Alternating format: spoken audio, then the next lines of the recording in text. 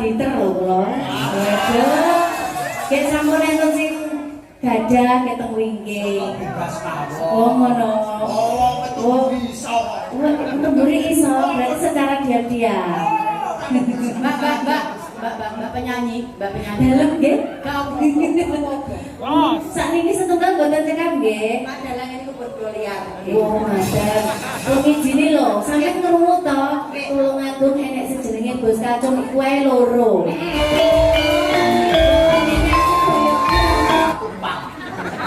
Betul ta? Nggih, lek pucuke niku kan empat. Ah, nggih. Empat mriki lho, Mas. Nggih. Untuk mriki bablas ora sopong. Wah, bisa lawan teknik luar biasa Mbak Wina. Nggih. Kemarin kan gini Ponorogo niku kan nggih sedaya niku kan nggih remen Mas nggih. Leres nggih. Langgane nggih remen. Nggih. Napa reong Sineman. nggih remen pamundutan napa melih menika para kadang Sutresna mboten namung laladan bringin Mas Cahyo. Nggih. Saking Balong rawuh. Nggih. Saking Singgil rawuh. Alhamdulillah. Saking Danyang Ponorogo rawuh. Madiun rawuh, Magetan rawuh, Trenggalek ugi rawuh teng mriki. Alhamdulillah ngaturaken panuwun. Yen kok apa piyai sing rawuh rene? Lho nggih kula nek teng Ponorogo nggih niku wau lho. Sak ubek-ubek niku kula nggih teng mriki mawon. Dados apal. Dulur mriki niki kula apal. Nggih. Balong, Singkil, tenggene Banjak, Sedarat, Kulon titik ana Sumarata, Nggih. Bagas mriko tenggene Sampung. Nggih. Iki teng mriki sedaya mirsani jenengan residen-residen sing cantik-cantik iki. Nggih. Lah menika lho Mas Gareng, Pripun, Mas? menika wonten dawuh saking Bapak Mujito. Nggih.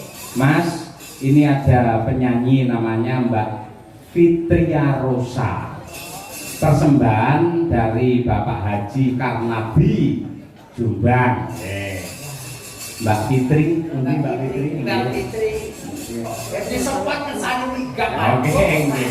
Tak dang. Oke, Mbak Fitri berpacu dalam Melodio.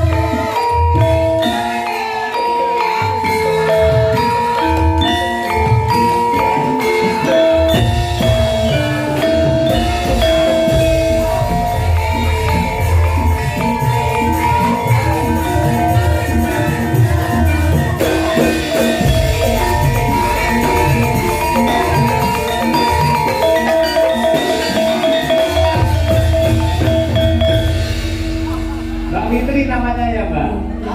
Dalem?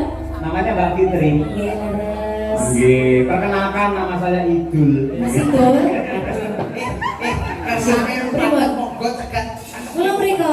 Nggih, nggih. Waduh, kula lek cedak-cedak kali dalang ingkang bagus ngeten ra diter lho kula. Waduh. Nek sampun enten sing gadah keteng wingking. Bebas mawon. Oh ngono. Oh, bisa.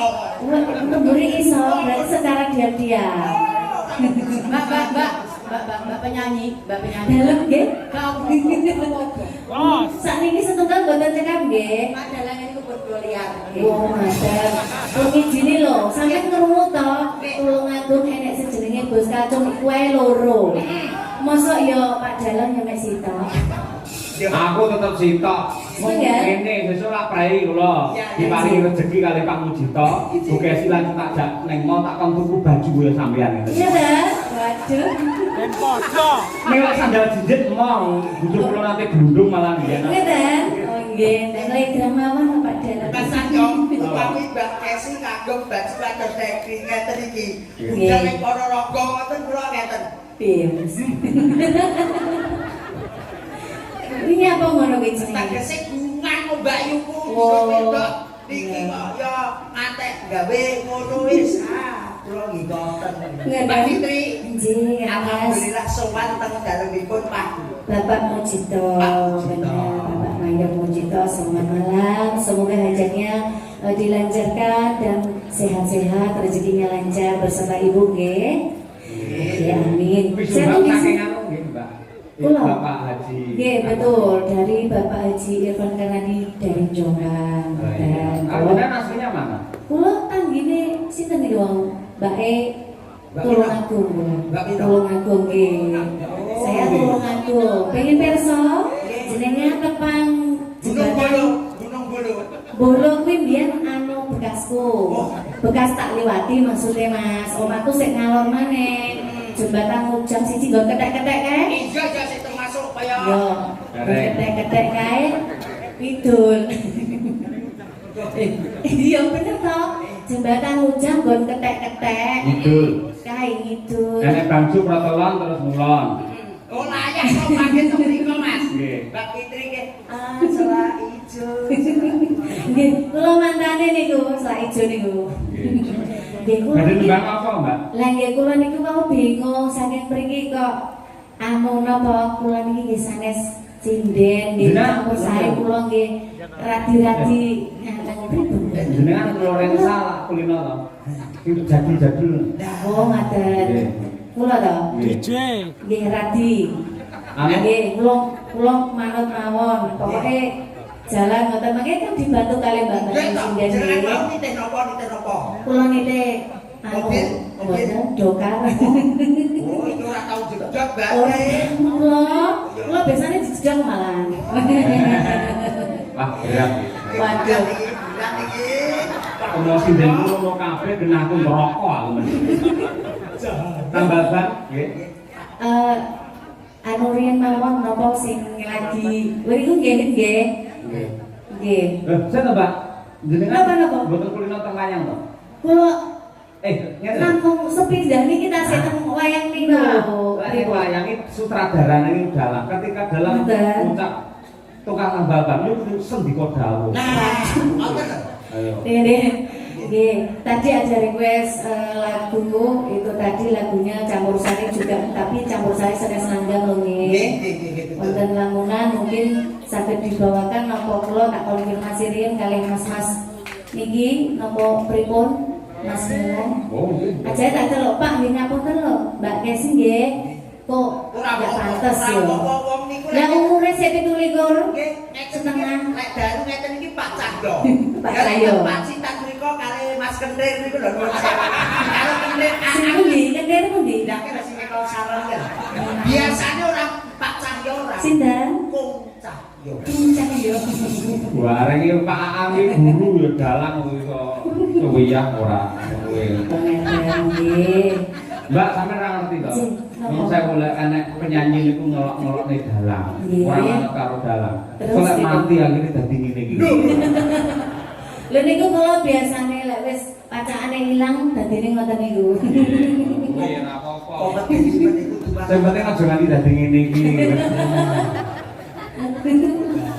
Aduh, hati lho Mas yo. Aja sok alok karo Mas Jalan. Buatan, Nanti. Buatan, aku kan ora tau alok karo Mas Cahyo, ora tau alok karo Mas Yoyo. Nggon siji Pripun? ngrasani. Ayo, malah jeru nih. Pripun napa sidane Mbak Siti? Nggih, nggih. Lamunan? Oh nggih. Nggih. Ya. Ingkang sing gampang-gampang mawon nggih. Nggih. Mergone aku ki ya untuk penyanyi sajane Mas. Yo mek gur nyumbang lho iki. Oh, ya ora apa-apa. Yo mek iso-isonan yo. Penting nyumbang Mas Cahyo nggih. Nggih. Penting nyumbang. Yo sing penting nyumbang donga yo penting lho Mas. Nggih. Monggo dipun aturaken kanca-kanca Madangkara Lamunan. Ayo enek Mbah Wir Rahman. Ayo.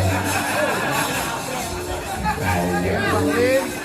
Satu kapataran. Enggak. Sing apa anteng langsung? Nggih to. Nyawan jenengan iki kula nggo mawon purwar kok. Waduh, iki adem-adem lho aku ya kudu disanding iki. Ya wis, ora masalah. Mungkin jenengan nyanyi kula tak cedak jenengan. Ayo wis, semangat sampeyan Mas. Nggih. Monggo dipun aturaken Lamunan. Nggih.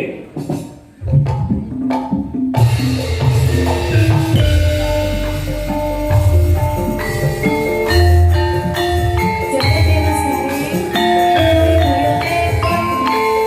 Kecilino.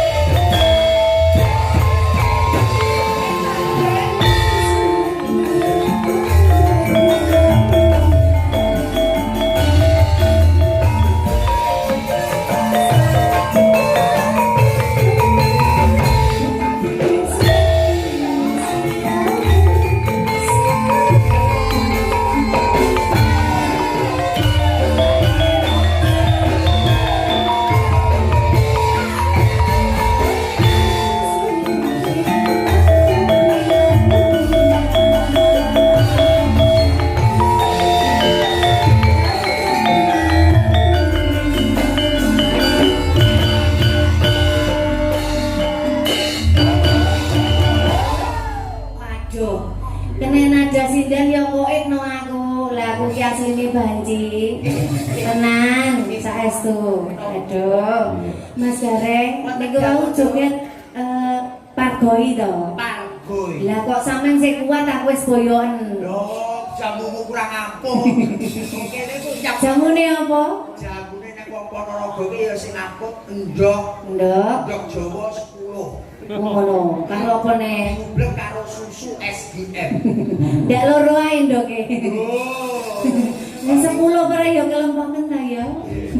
Mbak Fitri matur nuwun sanget kalian Bapak Haji Kang Adi nggih. Nggih, terima kasih banyak. Ngapunten sanget kula nggih tasih niki derek pagelaran wayang kulit. Mugi-mugi Bapak Dalang kalian tim sedaya kemawon diparingi sehat panjang umur. Amin. Rezekine lancar. Amin. Mas Gareng juga nggih. Jobnya juga banyak. Terima kasih. Saya undur diri dulu. Mohon maaf bila ada kesalahan yang mungkin saya sengaja atau enggak.